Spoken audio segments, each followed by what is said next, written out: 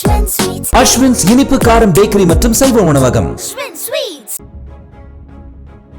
பக்காவாக பிளான் போட்டு டிராக்டர்களை திருடுவதோடு அதனை பார்ட்ஸாக கலற்றி விற்பனை செய்து வந்த கும்பல் ஜிபே மூலமாக வசமாக சிக்கி தற்போது சிறையில் கம்பி எண்ணிக் கொண்டிருக்கிறது.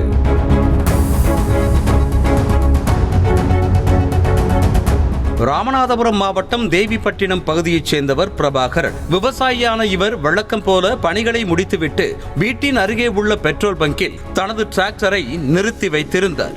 இந்த நிலையில் கடந்த 6ஆம் தேதி பங்கில் நிறுத்தப்பட்டிருந்த டிராக்டர் காணாமல் போனதால் அதிர்ச்சியடைந்த அவர் உடனடியாக தேவிப்பட்டினம் காவல் நிலையத்தில் புகார் அளித்திருக்கிறார். அந்த புகாரை பெற்றுக்கொண்ட போலீசார் டிராக்டர் நிறுத்தி வைக்கப்பட்டிருந்த பங்கில் இருந்த சிசிடிவி காட்சிகளை ஆய்வு செய்தனர்.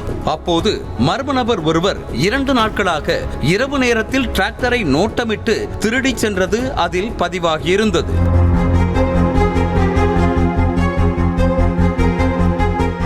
நல்வாய்ப்பாக டிராக்டரில் டீசல் குறைவாக இருந்ததால் நீண்ட தூரம் ஓட்டி சென்றிருக்க முடியாது என யூகித்த போலீசார் திருச்சி ராமநாதபுரம் தேசிய நெடுஞ்சாலையில் உள்ள பெட்ரோல் பங்குகளில் விசாரணை மேற்கொண்டனர். போலீசார் சந்தேகித்தபடியே புதுக்கோட்டை பகுதியில் அமைந்துள்ள பெட்ரோல் பங்க் ஒன்றில் அந்த நபர் ஜிபே மூலமாக பணம் செலுத்தி டிராக்டருக்கு டீசல் போட்டது கண்டுபிடிக்கப்பட்டது.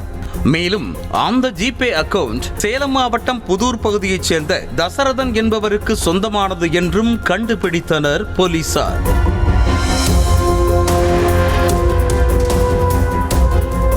உடனடியாக ராமநாதபுரம் சைபர் கிரைம் போலீசார் உதவியோடு அவரின் செல்போன் லொகேஷனை டிராக் செய்த போலீசார் திருச்சி அருகே மற்றொரு டிராக்டரை திருடுவதற்காக நோட்டமிட்டுக் கொண்டிருந்த அவனை தட்டி தூக்கினர். இதனையடுத்து டிராக்டரை திருடுவது முதல் அதனை மற்றொரு நபருக்கு விற்பனை செய்வது வரை அவன் செய்த ஜகஜால கில்லாடி வேலைகளை கேட்டு போலீசாரே வாயடைத்து போயினர்.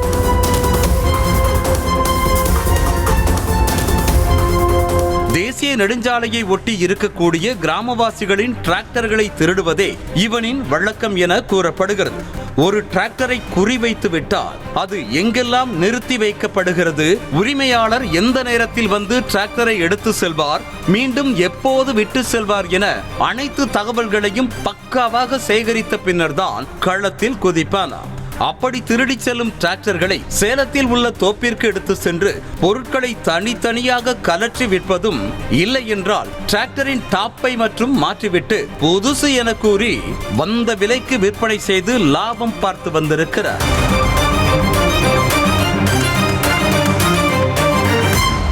மேலும் இந்த திருட்டு வேலைகளுக்கு தசரதனுக்கு உதவியாக பெரம்பலூர் மாவட்டம் பிள்ளாக்குளம் பகுதியைச் சேர்ந்த வெங்கடேஷ் மற்றும் சேலம் பகுதியைச் சேர்ந்த பாலமுருகன் ஆகிய இருவரும் செயல்பட்டு வந்ததும் தெரிய வந்திருக்கிறது. இதனையடுத்து அவர்கள் இருவரையும் கைது செய்த போலீசார் சேலத்தில் உள்ள தசரதனின் தோப்பில் நிறுத்தி வைக்கப்பட்டிருந்த 2 திருட்டு டிராக்டர்களையும் பறிமுதல் செய்தனர். இதில் வெங்கடேஷ் என்பவன் தமிழ்நாடு முழுவதும் பல்வேறு திருட்டு வழக்குகளில் சிக்கியிருப்பதை அறிந்த போலீசார் 3 பேர் மீதும் வழக்கு பதிவு செய்து சிறையில் அடைத்தனர். நியூஸ் தமிழ் செய்திகளுக்காக ராமநாதபுரம் மாவட்ட செய்தியாளர் பூபேஷ் சந்திரன்.